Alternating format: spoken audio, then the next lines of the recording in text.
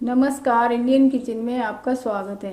आज मैं आपको बिना इडली स्टैंड के या बिना मोल्ड के इडली कैसे बनती हैं वो बनाना बताऊंगी। वो भी पोहे से इडली कैसे बनती हैं। पोहे की इडली बहुत ही सॉफ्ट बनती हैं।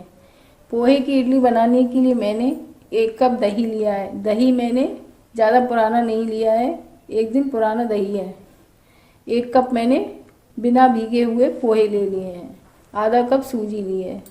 हाफ टी स्पून मैंने इनो लिए और 1 टीस्पून नमक लिया है। नमक आप अपने स्वाद के अनुसार कम ज़्यादा कर सकते हैं।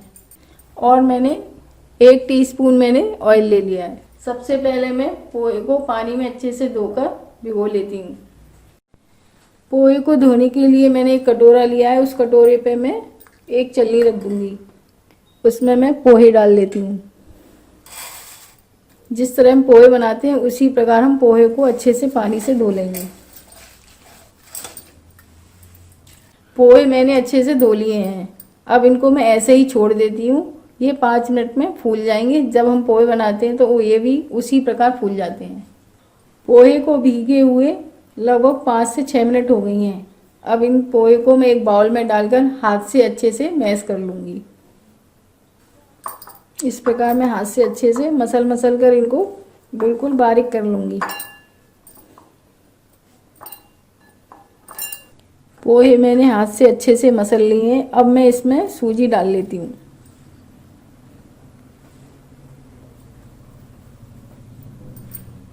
सूजी डालने के बाद मैं नमक डाल लेती हूँ।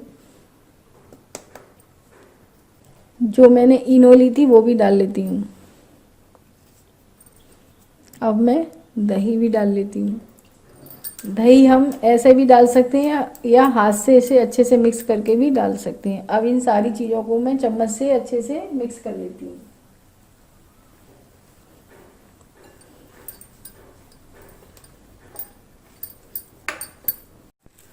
मैंने सारी चीज़ों को अच्छे से मिक्स कर लिया है। हमारा जो डो है वो गाढ़ा हो गया है।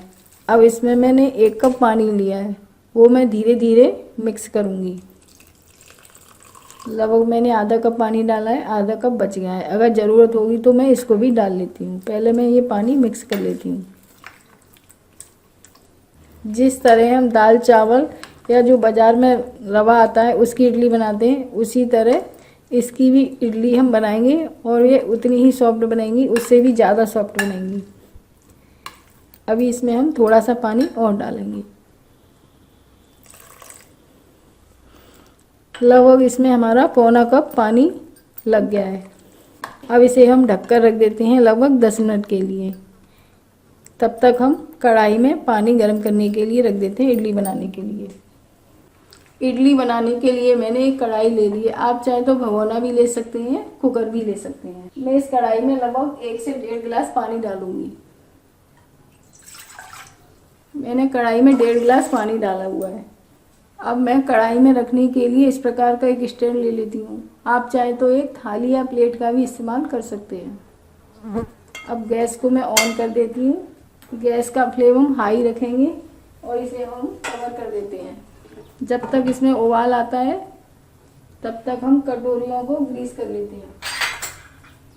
मैंने इडली बनाने के लिए स्टैंड का प्रयोग न करके मैं इनको कटोरियों में बनाऊंगी। मैंने एक एक बूंद सारी कटोरी में ऑयल डाल लेना है।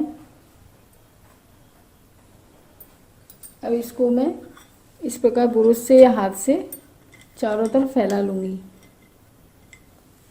जिससे हमारी इडलियाँ चिपकेंगी नहीं और जब हम निकालेंगे तो आसानी से निकल जाएंगी। मैंने सभी कटोरियों को ग्रीस कर लिया है ऑयल से। बैटर को ढके हुए भी 10 मिनट हो गई हैं। पानी में भी उबाल आ गया है।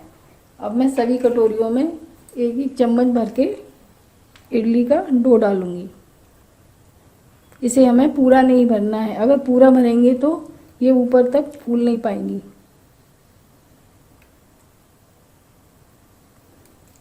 अगर आपकी कढ़ाई ज़्यादा बड़ी है तो उसमें और भी कटोरियाँ आप लगाकर एक बार में ही बना सकते हैं। अब मैं इनको हल्का सा हिला लेती हूँ।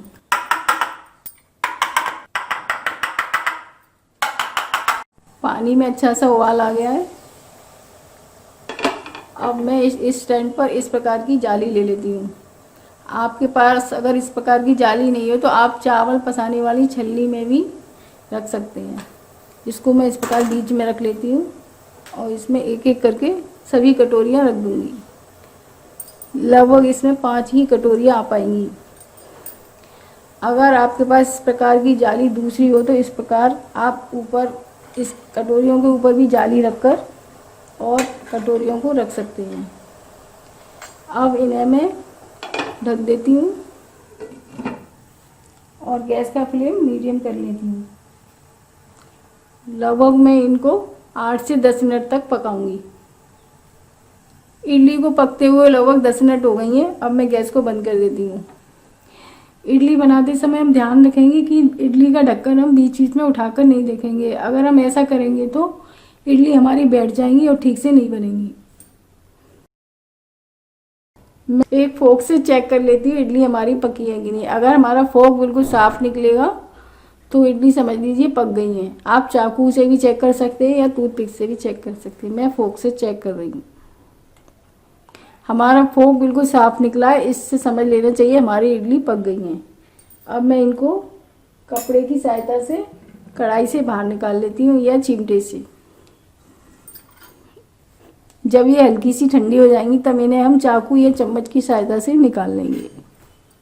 इन इडलियों को मैं बिना चाकू या चम्मच की सहायता से आपको निकाल कर बताऊंगी, हल्का सा पीछे से कटोरी को ठोक कर। कटोरी हमारी हल्की सी ठंडी हो गई है। अब मैं इनको हाथ से इस प्रकार ठोक लेती हूँ। इस प्रकार मैं सारी इडलियों को निकाल लेती हूँ।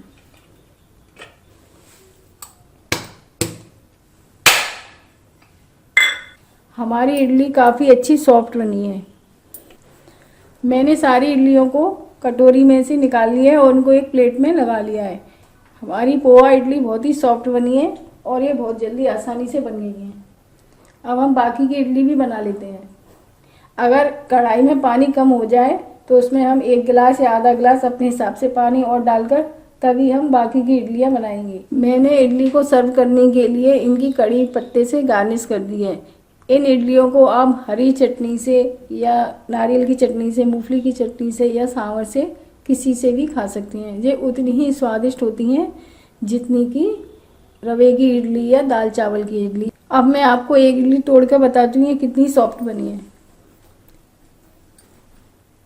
देखिए कितनी सॉफ्ट है।